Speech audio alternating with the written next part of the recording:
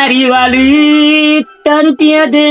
अरे का हो हिया चाचा? हाँ बेटा। अरे दादा यहाँ बैठ के सुट्टी मला तर तो का करी बेटा? घर गाँव में हाला नहीं बा बड़ा बेटा कसी का लगा? और लल्टनवा नहीं क्या अपन गाँव के हाँ वो घूम घूम के तार शिकायत में बतिया होता कहता कि तारा लगे कुछ खाए के जुरे लाना भिखारी बाड़ा तू दे दे भैया, तू दे दे भैया, तू दे दे भैया, मांग मांग के तो के पूरा खानदान खाला। अरे गांव गांव में बच्चा बच्चा से पूछला, सब जगह हल्ला बा। हमारा कसम बेटा। तहार क्रिया खा के कहतन चाचा मैंने हम तरह से झूठ बोल सके नहीं ना बेटा। आओ तुम तो थपेला फारे। जा जा आज तो गेम खेलिए दल बनता रहे के अब बड़को चाचा के चलते गेम खेल दे। चलो आइए दिशा में तू चलवा हमार नाती हो। लल्टन चाचा अरे बाप रे नाम खुश रहो।